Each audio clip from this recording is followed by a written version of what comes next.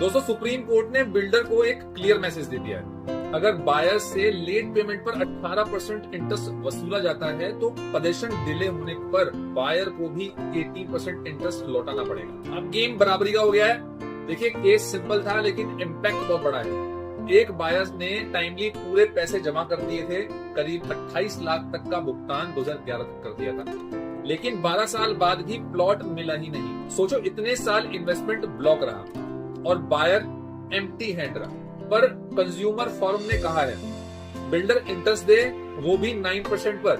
लेकिन अब supreme court ने कह दिया नहीं, फेयरनेस का मतलब है बराबरी। अब बिल्डर बायर से देर होने पर 18% तक का इंटरेस्ट वसूलता है, तो डिले होने पर बायर को भी उतना ही इंटरेस्ट मिलेगा। ये फैसला सिर्फ एक बायर का नहीं है, पूरे के पूरे रियल एस्टेट मार्केट को लैंडमार्क दे दिया गया है। सुप्रीम कोर्ट ने साफ कह दिया है बिल्डर और बायर का रिश्ता वन साइडेड नहीं होगा, कॉन्ट्रेक्चुअल फेयरनेस दोनों तरफ सेम होगी। बायर का पॉइंट, पैसा समय पर दिया, इन्फ्लेशन और अपॉर्चुनिटी कॉस्ट झेली, पर घर भी नहीं मिला। 12 साल बहुत बड़ी डिले है और उस पर सिर्फ 9% का इंटरेस्ट देना इनजस्टिस होता है। बिल्डर का पॉइंट ये है कि अप्रूवल डिलेज, फंड जो है वो क्रंच हो जाता है, लैंड डिस्प्यूट जैसी चीजें होती हैं, लेकिन सुप्रीम कोर्ट ने ये कह दिया है कि ये एक्सक्यूजेस जो है वो बायर्स के लॉस को कवर नहीं कर सकते। तो मुझे लगता है ये जजमेंट गेम चेंजर है। अब बिल्डर्स को लगेगा कि अगर प्रोजेक्ट डिले करेंगे तो उतना ही इंटरेस्ट चुकाना पड़ेगा जितना वो बायर से वसूलते थे।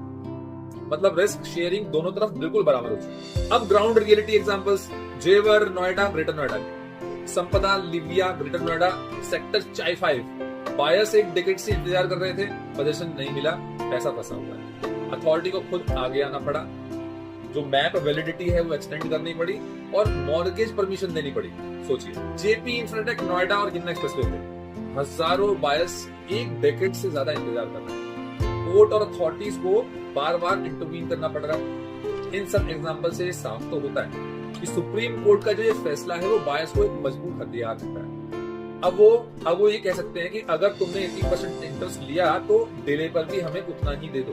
सुप्रीम कोर्ट का ये फैसला सिर्फ एक जजमेंट नहीं है बल्कि पूरे रियल एस्टेट सेक्टर के लिए वार्निंग है। जेवर नोएडा और ग्रेटर नोएडा जैसे स्टॉल प्रोजेक्ट्स में बायर्स को अब ज्यादा ताकत मिल सकती है। तो अब आप बताइए कि क्या ये फैसला बायर्स को सच में राहत देगा या ग्राउंड रियलिटी में बिल्डर्स फिर भी बचने का कोई ना कोई रास्ता ढूंढेंगे? कमेंट में अपनी राय जरूर लिखो और वीडियो शेयर करो ताकि और लोग भी जागरूक हो। रियल एस्टेट विज्ञान से रियल टाइम अपडेट के लिए जुड़े रहिए। Happy Navratri to all of you.